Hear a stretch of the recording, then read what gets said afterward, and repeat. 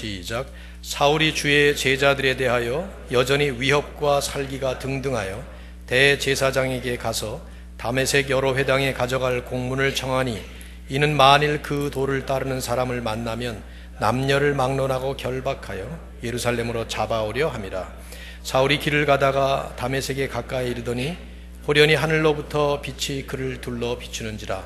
땅에 엎드려져 들음에 소리가 있어 이르시되 사울아 사울아 내가 어찌하여 나를 박해하느냐 하시거늘 대답하되 주여 누구시오니이까. 이르시되 나는 내가 박해하는 예수라. 너는 일어나 시내로 들어가라. 내가 행할 것을 내게 이룰 자가 있느니라 하시니 같이 가던 사람들은 소리만 듣고 아무도 보지 못하여 말을 못하고 서 있더라. 사울이 땅에서 일어나 눈은 떴으나 아무것도 보지 못하고 사람의 손에 끌려 다메섹으로 들어가서 사흘 동안 보지 못하고 먹지도 마시지도 아니하니라. 아멘. 제가 잠깐 한 번 더 기도하겠습니다. 하나님 아버지, 말씀을 함께 나누는 시간입니다. 우리가 이 말씀 앞에 겸손히 그리고 진지하게 눈을 열고 귀를 열고 마음을 열고 이 시간에 섰습니다. 주께서 성령으로 기록한 이 귀한 말씀을 우리에게 풀이해 주실 때 성령님께서 우리 한 사람 한 사람의 지성과 또 우리의 영성을 도우셔서 말씀의 깊은 진리의 생수를 길어낼 수 있도록 인도하여 주시옵소서. 주의 은혜가 우리 모두에게 합당한 말씀의 은혜로 임하기를 간절히 바라옵고 예수님의 이름으로 기도드립니다. 아멘. 우리가 나누고 있는 이 사도행전이라는 성경을 이해할 때 중요한 한 가지 사실은 너무 당연한 이야기 같지만 사도행전은 초대교회의 역사를 기록한 성경이지만 모든 역사를 기록한 것은 아니다라는 사실입니다. 즉 사도행전의 저자인 누가는 초대교회 역사를 우리에게 소개하면서 그 당시에 일어났던 모든 사건들을 다 기록한 것이 아니라 의도적으로 특별한 몇몇 사건 그리고 특별한 몇몇 사람들에게만 초점을 맞추는 식으로 기록을 했습니다. 그 이유는 초대교회에 일어났던 하나님의 선교 역사 중에 오직 한 방향만을 선택하고 그 방향만을 추적함으로써 샘플을 우리에게, 모델을 우리에게 보여주시고자 했던 거죠. 그래서 사도행전 서두에서 주도적인 역할을 하던 사도 베드로는 복음이 예루살렘을 넘어서 유대와 사마리아로 넘어가기 시작하는 8장부터는 그 모습이 뜸하게 잘 안 나와요. 그러다가 13장 이후부터는 예루살렘 총회 때문에 한 번 15장에 잠깐 얼굴을 비추고 그 다음에는 무대에서 완전히 사라져 버립니다. 16장 이후에는 베드로가 사라져 버려요. 베드로는 그렇다 치고 대부분의 다른 사도들은 사도행전에 아예 언급조차 되고 있지 않습니다. 왜냐하면 저자인 누가가 중요한 한 방향만을 선택해서 그 방향만을 우리에게 제시하고 있기 때문이죠. 자, 그렇다면 저자인 누가가 선택한 그 중요한 한 방향, 중요한 한 사람은 누구였는가? 여러분 대답을 아시겠죠? 사도 바울이었습니다. 예루살렘에서부터 출발한 복음의 확장이 로마를 향해 가는 그 바울의 선교 행적을 우리에게 소개함으로써 누가는 당시에 일어났던 선교 역사의 한 모델을 우리에게 보여주고자 했던 거예요. 그래서 어떤 사람들은 심지어 사도행전이라는 이름을 바울행전이라고 고쳐 부르도 괜찮을 만하다, 이렇게까지 얘기를 했던 것입니다. 그런 면에서 볼 때 사도행전이 사도 바울 중심으로 소개될 만큼 바울은 위대한 인물이었고 큰 공헌을 세운 사람이었다고 볼 수 있는 것이죠. 정말 그는 인류 역사를 뒤바꿨고 하나님 역사에 지대한 공헌을 세웠던 대단한 대표적인 위인이었습니다. 그를 통해서 수많은 사람들이 하나님을 만나게 됐고 수많은 지역에 복음이 뿌려지고 복음이 전파되었던 선교 역사의 선봉이었고 교회 역사의 중추적인 인물이 된 분입니다. 교회 역사학자인 마르틴 디벨리우스라고 하는 분은 사도 바울을 싣고 가던 그 배는 세계 역사를 싣고 가던 배였다. 바울과 세계 역사를 그렇게까지 연결할 만큼 극찬을 했습니다. 그러나 바울은 처음부터 그런 사람은 아니었어요. 오히려 반대로 바울이 되기 전에 그의 이름이 사울이었는데, 사울이었던 때에 그는 하나님을 대적하던 사람이었고 교회를 극렬히 핍박하던 사람이었고, 그래서 복음의 진보에 아주 큰 방해가 되었던 그런 사람이었습니다. 그런데 그러던 그가 한 분을 만남으로써 획기적인 변화를 하게 된 것이죠. 오늘 우리에게 본문이 소개하는 것은 바로 그 바울의 변화를 일으킨 그 사건을 소개하고 있습니다. 자, 오늘 본문 짧게 제가 9절을 했습니다마는 다시 한번 여러분이 자세히 보시면서 이 말씀에서 우리에게 보여주는 말씀과 또 은혜를 나눴으면 좋겠습니다. 1절, 2절을 다시 한번 보시겠어요? 사울의 모습이 어떤 모습인가? 제가 읽을게요. 사울이 주의 제자들에 대하여 여전히 위협과 살기가 등등하여, 거기 한번 여러분 이렇게 줄치면 좋을 것 같아요. 위협과 살기가 등등하여 대제사장에게 가서 다메섹 여러 회당에 가져갈 공문을 청하니, 이는 만일 그 도를 따르는 사람을 만나면 남녀를 막론하고 결박하여 예루살렘으로 잡아오려 함이라. 우리는 이미 스데반의 순교 이후에 사울이 교회를 얼마나 심각하게 박해하고 있었는지를 살펴보았습니다. 한 장을 여러분이 앞으로 가보시면 8장 3절에 그 모습을 간단한 단어지만 설명하고 있죠. 사울이 교회를 잔멸할세, 잔멸하고 있었다. 나머지를 이렇게 말살시킨다. 그런 우리말 한자를 썼는데, 영어 성경에는 그 단어를 풀이하기를 Saul began to destroy the church. 교회를 파괴하고 있었다. 파괴하기 시작했다. 그렇게 표현을 했어요. 그 주어를 사울 한 사람만을 거기다 넣었어요. 사울이 교회를 파괴하기 시작했다. 그 단어 하나가 얼마나 그 심각한 용어를 쓴 것인가를 생각할 수 있는데요. 사울을 중심으로 일어난 그 박해로 인해서 예루살렘 교회가 흩어져야만 했어요. 교인들은 다른 나라로 도망해야만 했습니다. 그런데 그럼에도 불구하고 사울은 그 정도로는 성이 차지 않았던 것 같아요.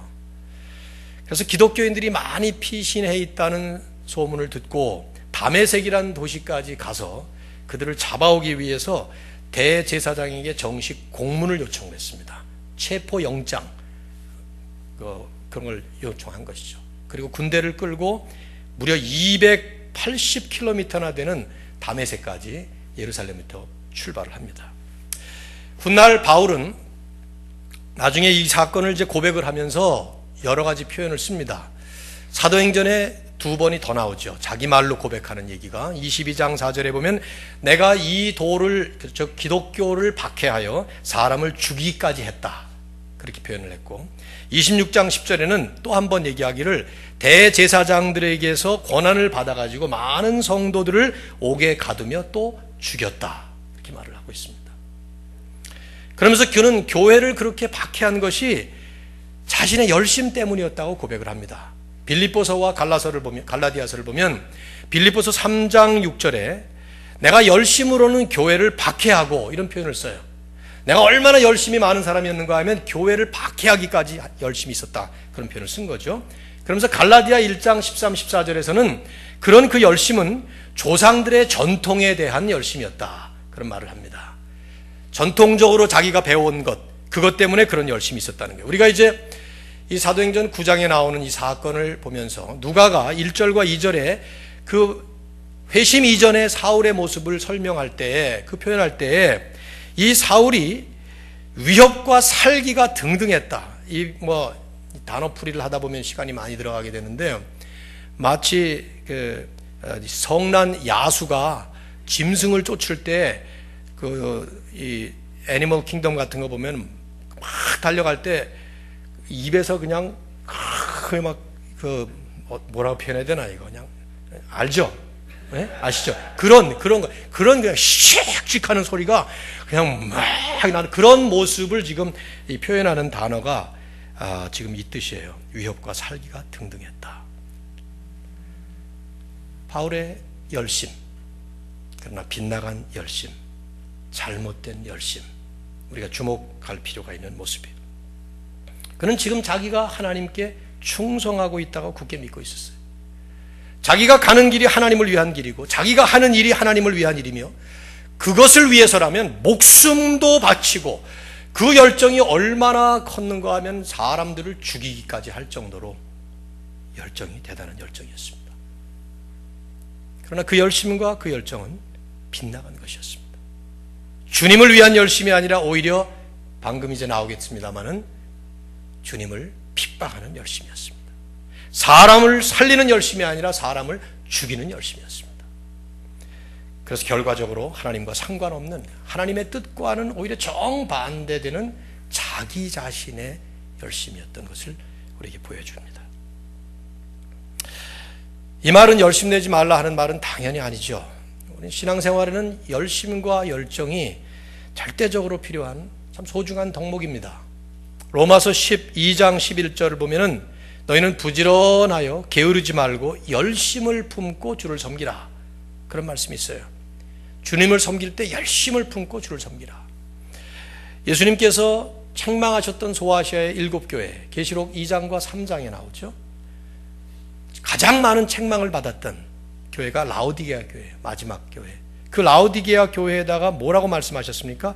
내가 차지도 않고 뜨겁지도 아니하도다. 차든지 뜨겁든지 하라. 그러면서 결론으로 이렇게 말씀하셨어요. 19절에 보면 내가 사랑하는 자를 책망하여 징계하노니 그러므로 내가 열심을 내라 회개하라.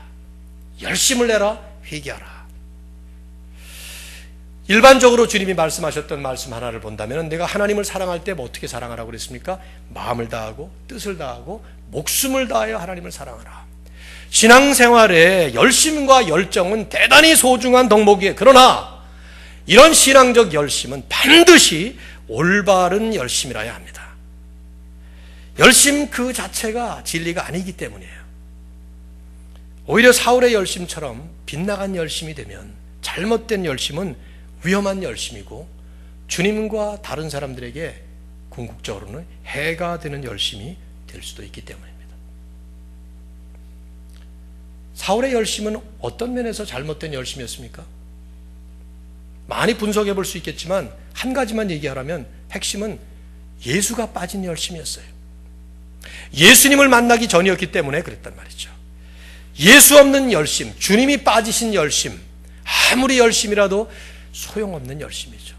발명왕인 에디슨이 한 말이 있죠. 천재는 1%의 영감, 1% of inspiration, 99%의 땀, 99% of perspiration, 그것으로 이루어진다. 이런 말을 한 후에 그 뜻을 묻는 기자에게 그렇게 그는 설명을 했어요. 99%의 땀은 중요합니다. 그러나 1%의 영감이 없는 99%의 땀은 헛수고입니다. 그 말을 인용해서 각색을 한다면 1%의 영감이 없는 99%의 땀이 무의미하듯이 예수가 빠진 땀, 예수님이 없는 열심은 무의미한 거예요. 아무 소용이 없는 거라 이 말이죠. 얼마나 열심이냐 하는 것보다 더 중요한 것은 그게 바른 열심이냐 하는 질문이죠. 저는 제가 섬기는 이 목회 현장에 성도님들 교회가 열심을 내기를 원합니다. 그냥 적당히 하는 거 참 싫어해요. 뭐 제 성격도 그렇지만 이 성경적으로 볼 때도 그건 잘못된 거예요. 지금 여러 번 얘기를 했습니다만은 근데 그보다 더 중요한 것은 그게 바른 열심이라 해야 돼요. 자기중심적 열심은 오히려 해가 됩니다. 교회에서 보면 정말 열심히 있는 분들이 많아요. 그리고 아주 올바른 열심을 가진 분들도 많습니다. 그런데 때때로 가끔씩 보면 자기 열심 때문에 어떨 때는 화도 내고 싸움도 하고 그래서 오히려 결과적으로 보면은 누구를 위해서 저렇게 열정인가 하는 것이 의심스러운 그런 경우가 종종 보입니다. 우리 사랑하는 청년들 특별히 또 우리 장년 성도님들 우리가 신앙생활하면서 정말 열심 있게 하나님을 섬겨야 되겠지만 우리의 그 열심 중앙에 그 중심에 핵심에 예수께서 계신가? 주님을 중심으로 하는 Christ-centered passion, 주님 중심의 열정, 그런 열정을 가질 수 있기를 주의 이름으로 축원합니다. 이런 사울에게 주님은 찾아오셨어요. 뭐 이 자체가 너무 놀라운 은혜죠. 오늘 이 성경에 나오는 사건은 너무나 은혜로운 사건이에요. 내가 만일에, 난 뭐 가끔 그 생각 참 많이 해요. 내가 만일에 하나님이라면 참 큰일 날 텐데 하나님이 아니길 다행이죠. 여러분이 하나님이 아니기도 다행이고. 우리 같으면 이거 그냥 이거 사울 이거 아무것도 모르고 까부는 이놈 그냥 가서 한 대 어디를 칠까 뭐 그럴 것 같은데 까불고 잘난 척하고 그러면서 그냥 씩씩거리면서 칼 들고 총 들고 뭐 죽이겠다고 교회를 핍박하는 이 사람을 찾아오셔서 주님께서 다스리시는 걸 보십시오. 한번. 자, 3절부터 한번 그에 보시면 사울이 가다가 다메섹에 가까이 갔습니다. 다메섹에 가까이 갔을 때니까 이미 한 200km 넘어서 250km 넘어서 며칠을 갔겠죠. 가는 동안에 전략도 세웠겠죠. 우리 가면 말이지 너는 어느 집을 다니고 너는 뭘 가고 이미 다 다메섹에 있는 비밀 공작대원 예루살렘 CIA를 보내가서 뭐 다 사전 조사하고 그랬는지도 모르죠. 뭐 그냥 갔겠어요. 무작정 공문까지 작성한 사람이 다 바울처럼 똑똑하고 기가 막힌 사람이 다 철저하게 만반의 준비를 갖춰서 가면서 소탕작전, 우리 쥐 잡듯이 잡아버리자. 잡는 족족 두드려 패고 데려올 때 말 꽁무니 뒤에다가 끌고 질질 끌고 나 같으면 아마 그랬을 것 같은데 아마 그런 뭐 별별 얘기를 다 하는 가운데 거의 가까이 갔는데 갑자기 이상한 일이 벌어진 거예요. 3절 호련히 suddenly 그 말이 호련히 하늘로부터 빛이 그를 둘러 비추는지라. 그래서 갑자기 땅에 엎드린 거죠. 이 나중에 보시면은 이 빛이 태양빛보다도 더 밝은 빛이라고 바울이 고백을 해요. 사도행전 뒷부분에 가서 보시면 소리가 나는데 무슨 소리가 나는가 하면 준비하세요. 사울아 사울아 두 번을 불렀어요. 성경에 보면 사람의 이름을 부를 때 한 번 부르는 경우가 있고 두 번을 부르는 경우가 있는데 그 두 번을 부르는 경우에 왜 두 번을 부를까 질문해봤자 답이 없어요. 성경에 답은 안 나와. 그냥 추측만 할 뿐이에요. 이삭을 죽이려고 아브라함이 칼을 들었을 때 아브라함아 아브라함 하고 두 번 부른 것은 제 생각에 하나님이 너무 급해서 두 번 부르신 것 같아요. 한 번 불렀다가는 못 들을까 봐 그래서 두 번 부른 것 같은데 사울아 사울아는 한 번 부른 다음에 뭔 소리야 이럴까 봐 아마 또 한 번 부르셨지 않았을까 추측일 뿐이에요. 이건 제 해석이 틀릴 수도 있고 맞을 수도 있으니까 잊어버리시고 여러분 나름대로 해석해 보세요. 그러나 어쨌든 중요했으니까 두 번 불렀겠죠. 그렇죠? 그 다음 말이 중요해요. 네가 어찌하여 나를 박해하느냐 질문을 했습니다. 사울은 그 얘기를 들으면서 이게 어떤 분일까는 모르지만은 아무튼 그래서 주여 하고 불렀습니다. 너무나 높으신 분 같아서 주여 Who are you? 누구십니까? 그러니까 예수님께서 또 한 번 5절에 뭐라고 말씀하죠? 나는 네가 박해하는 핍박하는 예수니라. 여기 우리가 주목할 만한 표현이 나오는데요. 참 중요한 부분에 사울아 사울아 네가 어찌하여 나를 핍박하느냐. 나는 네가 핍박하는 예수다. 이렇게 말씀하십니다. 바울은 예수님을 십자가에 못 박은 사람이 아닙니다. 그 자리에 있지도 않았고요. 하나님께는 더구나 자기는 충성한다 그러고 지금 가고 있어요. 그가 박해하는 대상은 교회였습니다. 성도들이었어요. 근데 교회를 핍박하던 사울의 핍박을 주님을 핍박하는 것이라고 주님은 말씀하고 있어요. 교회를 박해한 것이 주님을 박해하는 것이라는 이 말씀은 교회가 뭐냐? 성도들이 누구냐? 교회의 정체성을 아주 역력하게 보여주는 말씀이에요. 즉 이 말씀은 이 땅의 교회는 단순한 기관이 아니라는 것입니다. 성도들은 단순한 사람들이 아니라는 것입니다. 이 땅의 교회는 어느 교회를 막론하고 주님의 이름을 가지고 모이는 교회는 하나님의 이름과 영광을 위한 주님의 몸이고 성도들은 그 하나님의 이름과 하나님의 영광을 위해서 이 땅에 세우신 주님의 백성들이라는 거죠. 이런 아주 심오한 교회론, ecclesiology, 교회론이 이 말씀 한마디에 담겨져 있는 거예요. 그래서 바울은 나중에 뭐라고 말합니까? 교회는 그리스도의 몸이다. 이런 말을 했어요. 다른 어떤 사도도 얘기를 안 했는데 바울이 그런 말을 했습니다. 아마 나는 이 사건과 무관하지 않을 거라고 생각해요. 그리스도의 몸이라고 교회를 표현한 그 표현은 우선 성도들의 연합의 의미가 있지만 우리가 몸을 이룰 때 지체들이 다 하나가 되어서 한 몸을 이루는 그 의미가 있지만 그런 의미로 고린도전서 12장에 설명했지만 원초적으로 그 말씀은 주님과의 관계에 있어서 교회의 정체성이 뭐냐를 밝혀주는 말씀이에요. 즉 교회는 그리스도의 몸이에요. 주님의 몸이에요. 주인이 주님이시고 우리는 주님께 속해 있다 이 말이죠. 그렇기 때문에 주님은 당신의 몸인 교회가 상하는 것을 허락하지 않는다는 것이죠.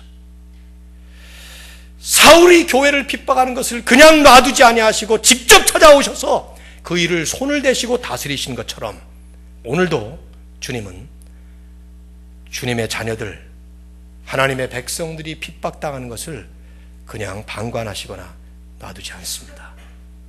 과정 속에서 지켜주시고 보호해 주실 뿐만 아니라 궁극적으로는 교회를 와해시키려고 하는 그 모든 교회의 대적 세력들을 반드시 하나님은 손을 대실 겁니다. 그래서 우리가 지상교회를 섬기고 지상교회의 일원이 된 성도들의 입장에서 우리는 교회의 주인이신, 교회의 몸이 되시는 우리 주님을 믿고 그 주님을 의지하면서 핍박도 두려워하지 않고 나가야 되죠. 저는 매주마다 예배를 드릴 때 특별히 주일 되면은 감사가 있어요. 왜냐하면 우리가 이 주보에 핍박받는 나라들을 위해서 기도하고 있습니다. 제가 우리 교회 부임한 다음 해부터 이걸 싣고 있는데 이거는 웹사이트가 있거든요. The most 52 most persecuted countries 해서 웹사이트가 있어요. 그 웹사이트에 보면 세상에서 제일 기독교를 핍박을 많이 하는 나라가 사우디아라비아예요. 거의 매년 바뀌지 않고 그 다음에 수단, 그 다음에 소말리아, 그 다음에 예멘, 그 다음에 북한, 그 다음에 중국, 그 다음에 라오스, 오늘 라오스예요. 7번째. 이런 나라들이 거의 순서가 바뀌지 않고 똑같아요. 북한이 항상 5위로 나오고 그래요.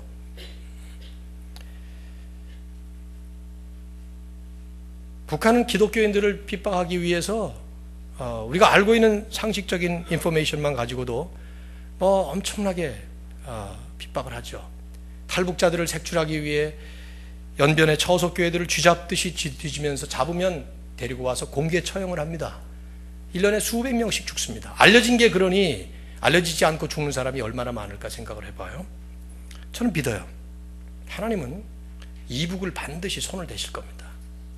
이북에 있는 지난 분단된 지 벌써 70년이 되는데 이 분단 이전에 믿는 이북의 그 지하 교회 누군지 알 수 없는 자기 가정에서 가만히 숨도 쉬지 제대로 못하고 기도하고 있는 이런 성도들의 기도를 반드시 들으실 거라고 나는 믿습니다. 마치 애굽의 압제에서 신음소리를 내면서 하나님 앞에 절규하던 이스라엘 백성들의 절규를 들으시고 그냥 방관하지 아니하시고 직접 내려오셔서 열재앙으로 다스려셔서 애굽을 치신 것처럼 이북을 하나님이 치실 겁니다. 그리고 반드시 하나님의 뜻 안에서 통일시킬 거라고 저는 믿습니다. 난 북한뿐이 아니에요. 전 세계의 모든 교회, 모든 성도들을 하나님은 그렇게 보호하고 계십니다. 사우디, 수단, 소말리아, 예멘, 라오스 마약 3위예요. 아편 생산국 3위예요. 전 세계에서. 기독교인이 2%밖에 안 된다지만은 실제로는 핍박이 심각합니다. 강제로 불교로 개종을 시키고 그런 하나님께서 그 땅에 있는 소수의 기독교인들을 보호하시고 하나님의 역사를 이루실 것을 믿습니다. 왜 부활하신 주님께서 사도 바울에게 이렇게 특별하게 찾아오셨을까? 질문한다면 한편은 바울에게 주시는 특별한 사명 때문이죠. 너는 나의 택한 그릇이라 그러면서 이제 바울에게 사명을 주시는데 그러나 오늘 이런 맥락에서 생각해 보면 바울을 특별히 사랑했다고 보기보다는 오히려 반대로 바울이 핍박하고 있었던 교회를 사랑하셨기 때문에 하나님이 바울을 손대기 위해서 직접 내려오신 거예요. 찾아오신 거예요, 주님께서. 바울이 누구보다도 교회를 세우기 위해 힘썼던 것은 이 회심 사건과 무관하지가 않은 듯해요. 교회가 주님이고 주님이 교회이기 때문에 교회를 세우는 것이 곧 주님을 섬기는 것이었으니까. 그래서 나중에 골로새서 1장 24절에 보면 바울은 그런 말을 하죠. 그리스도의 남은 고난을 그의 몸된 교회를 위하여 내 육체에 채운다. 주님과 교회, 고난을 같이 동의어로 말씀하면서 자기와 연결을 시키는, 교회가 고통을 당하면 주님이 아파하십니다. 주님의 몸이기 때문에. 그래서 여러분, 우리에게도 적용을 할 필요가 있는데요, 교회를 고통스럽게 하는 존재가 되면 안 됩니다.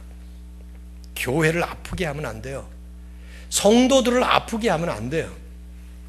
여러분 때문에 주변에 성도들이 기쁨이 있고 성도들이 유익을 가져야지, 주님이 피로 값주고 사신 성도들의 모임인 교회가 피해를 받으면 그것은 주님께 아픔을 안기는 거예요.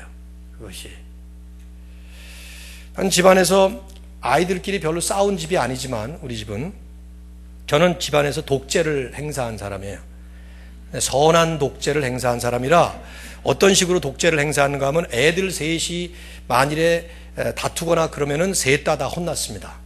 다 보는 앞에서, 우리는 장유유서가 있는 집안이기 때문에 위계 질서를 세우기 위해서 작은 놈이 큰 놈에게 대들었다 그러면은 나에게도 맞고 큰 놈에게도 맞게 그렇게 했어요. 그 대신에 큰 놈은 따로 불러가지고 나한테 또 따로 맞기도 하고 그랬지만은, 어쨌든 집안에서 보면은 세 아이가 싸운다 그럼 내가 아파요.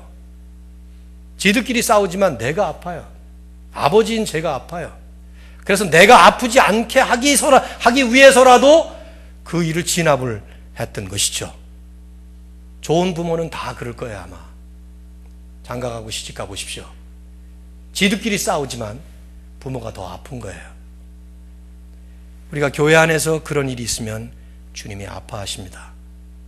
그래서 주님이 아프시지 않도록 하고 싶으면 교회를 덕스럽게, 은혜롭게, 기쁘게, 건강하게, 복되게 하여야 합니다. 그런 우리들이 될 수 있기를 주의 이름으로 축원합니다. 사울에게 나타나셨어요. 그리고는 말씀하시기를 너는 일어나 시내로 들어가라. 내가 행할 것을 내게 이를 자가 있느니라. 다음 주에 그분이 누군가를 보겠습니다마는, 근데 이제 6절과 7절 말씀을 보면, 특별히 7절을 보세요. 같이 가던 사람들은 소리만 듣고 아무도 보지 못하여 말을 못하고 서 있더라. 소리는 들리는데 보지를 못했다 이렇게 나오는데요.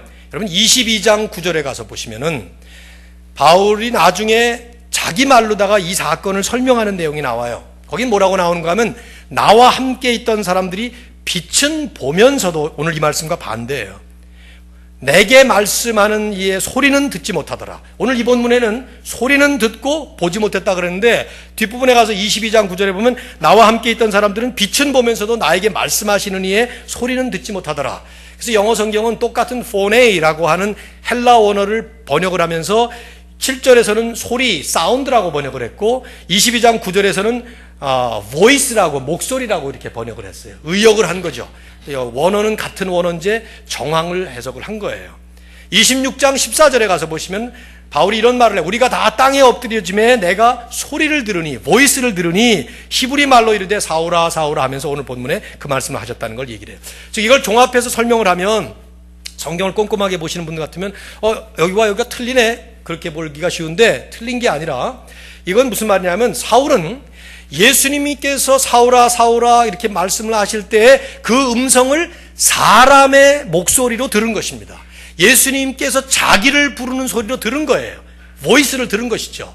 아람 방언으로 히브리 말로 들은 거예요. 근데 같이 가던 사람들은 무슨 소리는 들리는데, 뭐 벼락이 떨어지는 것 같은 우레 천둥 꽝꽝꽝꽝 뭐 이런 소리가 들리는데 그게 무슨 소리인지는 못 알아들은 거죠. 그러니까 사운드는 들었지만 보이스를 들은 게 아니라 이 말이에요. 이해가 되시나요? 그런 얘기예요.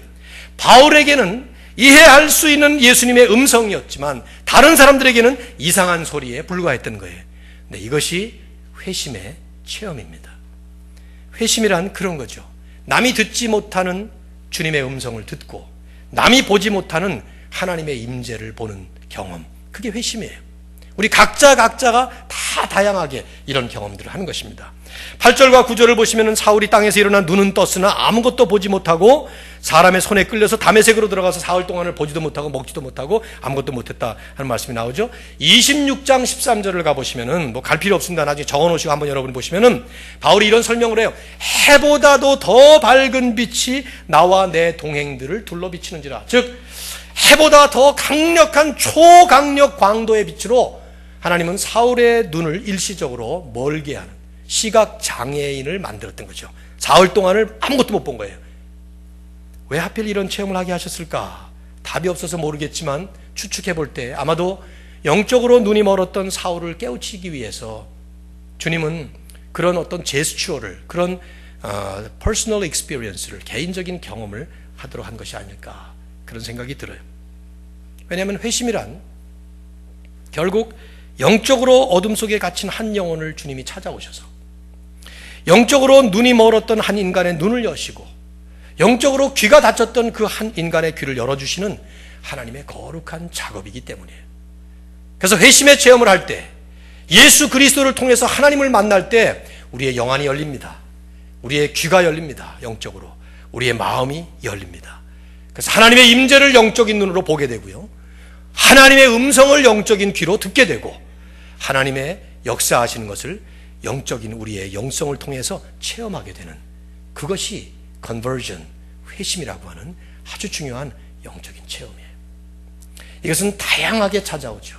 제가 다음 시간에 사울에게 이렇게 일어났던 특별한 영적 체험에 대한 얘기를 조금 더 풀이해서 나눠야 될 것 같은데요. 여러분도 사울처럼 어디를 가다가 예수님을 만난 사람이 있을 수 있죠. 대부분의 경우는 주님께서 이렇게 부활하신 몸으로 직접 나타나신 경우보다는 오히려 요즘에는 계시의 수단이 성경으로 완성된 이후에는 오히려 그럴 때 그것은 내가 잘못 꿈꾼 거라고 볼 확률이 높은데, 어쨌든 그럴 수 있지만 대부분의 경우는 다른 식으로 영적인 체험, 회심을 경험하게 되죠. 모드, 방법은 그렇게 중요하지가 않아요. 그 사실과 현실이 중요한 것이죠. 혹시 이 자리에 아직 제가 지금 얘기하고 있는 이런 얘기들이 전혀 무슨 얘기인지 여러분이 모르신다면, 하나님을 아직도 한 번도 경험해 보지 못했고 예수 그리스도를 개인적으로 만난 적이 없어서 여러분의 영안이 아직도 그 주님의 임재를 보지 못했고, 여러분의 귀가 하나님의 음성을 듣지 못하고, 여러분의 마음 심령 깊은 곳에 아직도 하나님의 임재하심이 성령으로 임하는 이런 체험을 해보지 못했다면, 주님은 사울을 찾아오신 것 이상 여러분을 케어하시면서 찾아오시는 겁니다. 문을 두드리고 계신 거예요. 볼지어다 내가 문 밖에 서서 문을 두드리노니 누구든지 문을 열면 내가 들어와 그와 더불어 함께 먹고 마시리라. 계시록에 그 말씀을 하셨어요.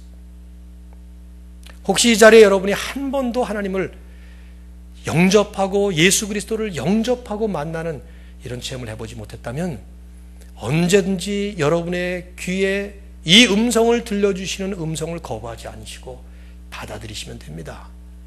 자신이 죄인인 것을 고백하고 하나님의 실제하심을, 실제로 임재하심을 인정하면서 나는 부활이요 생명이니 나를 믿는 자는 죽어도 살겠고 살아서 믿는 자는 영원히 죽지 아니하리라 말씀하셨던 그 주님만이 부활이며 생명이며 길이요 진리요 생명이라는 것을 믿음으로 받아들이시면 성령은 여러분에게 찾아오시고 여러분 안에 임재하시는 놀라운 역사를 이루시는 것입니다.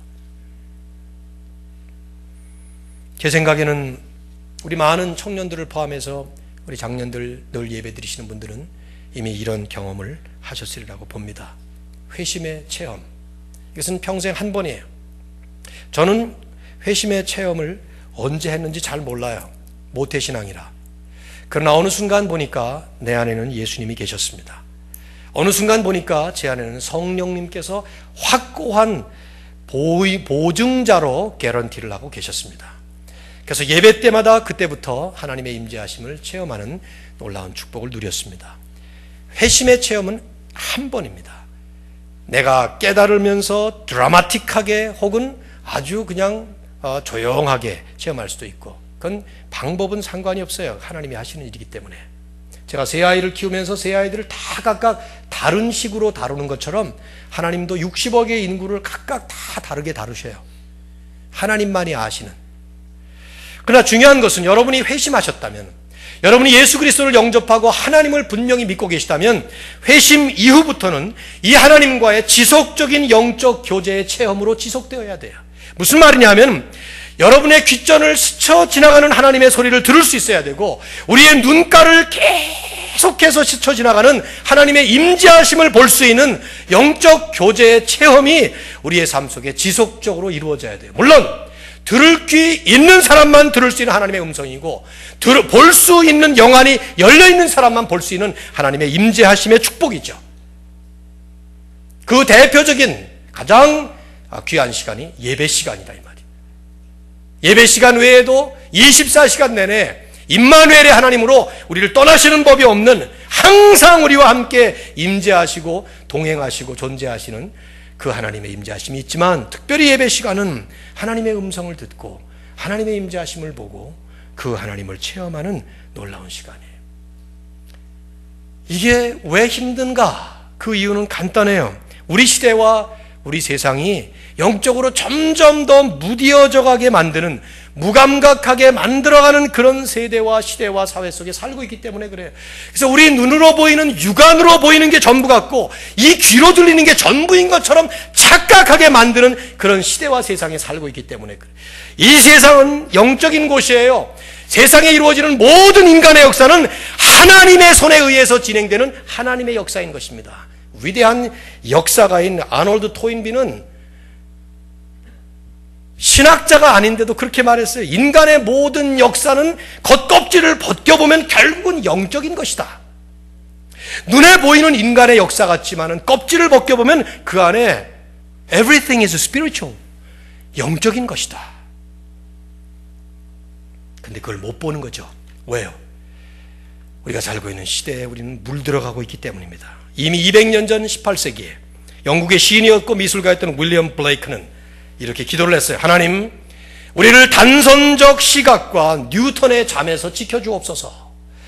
뉴턴이라고 하는 사람이 위대한 과학적인 발견을 함으로 인해서 위대한 과학 문명이 도래되고, 그러면서 기계론적 과학이 우리 세상을 지배해버리고 말았는데, 그 기계론적 과학이, 이 블레이크의 말이에요, 인간의 삶을 마치 기계 같은 존재로 굳어지게 만들었고, 그래서 일종의 포로 상태에 갇히게 함으로써 하나님의 실존 같은 더 높은 차원의 실제, 진정한 존재하심에 대한 인식을 아예 사라지게 만들어버리게 만든 200년의 계몽주의 시대, 과학시대, 이 결과로 우리는 지금 대단히 힘들게 하나님의 역사를, 하나님의 임재를 우리는 못 느끼는 상태에 와 있는 것이죠. 다윗은 시편을 보면 들판에 나가면 하나님의 손을 봅니다. 양떼들을 보면 목자 되신 하나님께서 푸른 초장 부실만한 물가로 인도하시는 그 모습을 목자의 손의 모습에서 그는 읽습니다. 자기 지팡이를 보면서 사망의 음침한 골짜기를 다닐지라도 두려워하지 않을 만큼 하나님께서 함께 하시는 여호와의 지팡이를 봅니다. 그래서 그는 블레셋의 구척 3미터나 되는 거구 앞에서도 나는 여호와의 이름으로 나간다, 그러면서 나가서 싸울 수가 있었던 것이죠. 그러나 나머지 이스라엘 사람들은 그걸 보지 못하니까 벌벌 떨면서, 아니 골리앗하고 싸우는 그 장면, 열왕기상 17장을 보면요, 나는 한심하기 그지없어요. 골리앗이 아무리 체구가 크고 그가 기가 막히게 싸움을 잘해도 한 30명 나가서 몰매를 주면 될 거 아니에요. 얘네들은 이지매라는 걸 몰랐던 문화예요. 근데 30명이 떼거리로 몰려가가지고 한 2명은 죽을 각오 하고, 그러면은 나머지 18명이 그까진 놈을 못 죽여. 그런데 이스라엘의 수백 명 군사들이 벌벌 떨고 있다는 게 뭐예요? 눈이 멀었기 때문에 그런 거죠. 그러나 다윗은 쬐끄마한 꼬맹이가, 너는 창과 칼과 단창으로 내게 오지만 나는 만군의 여호와의 이름, 하나님의 이름을, 그 이름이 결코 헛된 이름이 아니고 공론이 아니라 이상이 아니라 실존하시는 하나님의 이름이었기 때문이죠. 오늘 여러분은 예배 때마다 하나님의 임재를 체험하십니까? 찬양, 저는 오늘 참 이 2부 예배에 계속 은혜를 받고 있어요.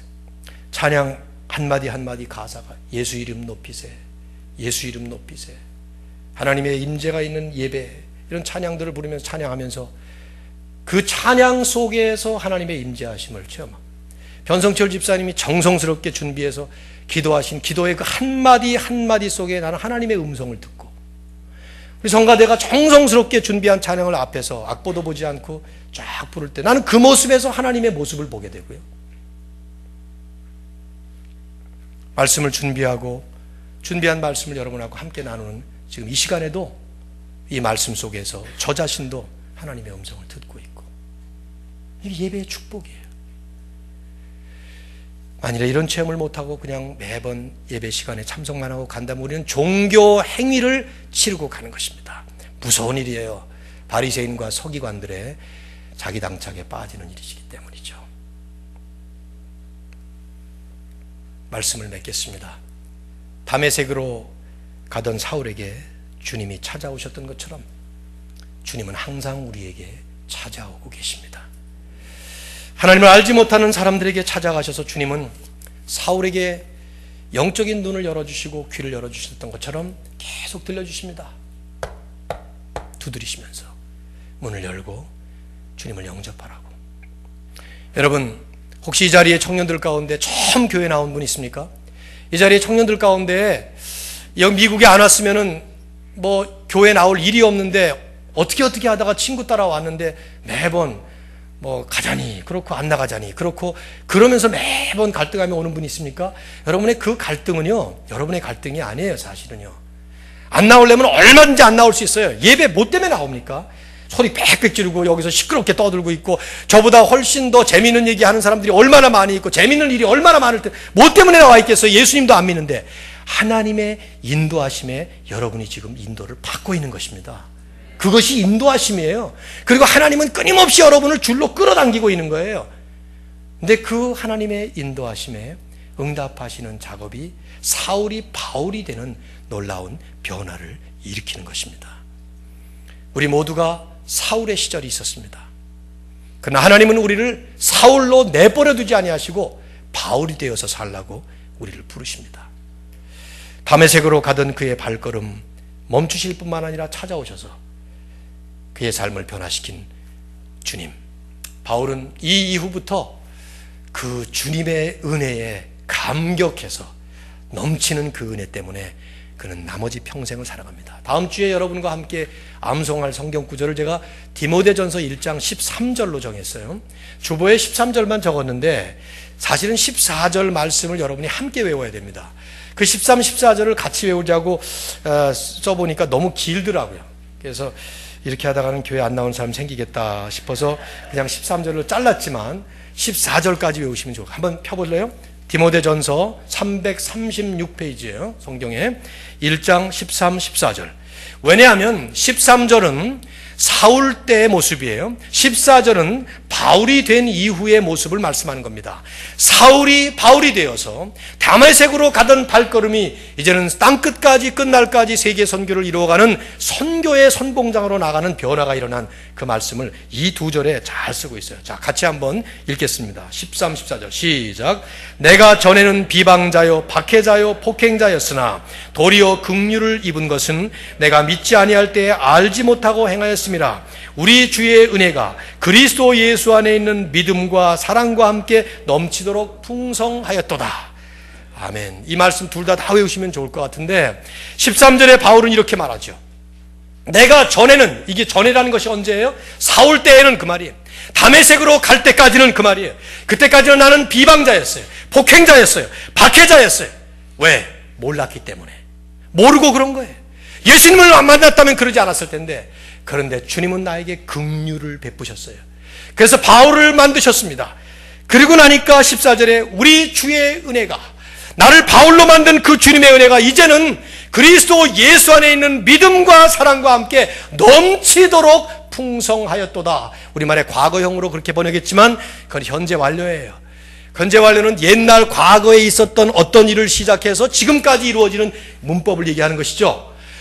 그리스도의 은혜가 그 바울이 되는 순간부터, 다메섹에서 회심의 순간부터 지금까지 넘치도록 풍성하게 나를 붙잡고 있는 하나님의 축복이다 하는 것입니다. 오늘 저와 여러분의 삶이 이와 같은 사도 바울의 축복, 사울이 바울이 되어서 하나님 앞에 쓰임받으면서 감격으로 살아가는 하나님의 은혜가 넘치는 그런 복된 삶이 될 수 있기를 주님의 이름으로 축원합니다. 여러분 한번 잠깐 묵상하면서 기도하십시다. 한 1분 정도 제가 시간을 드릴게요. 여러분 개인적으로 한번 묵상하십시오. 제가 기도하기 전에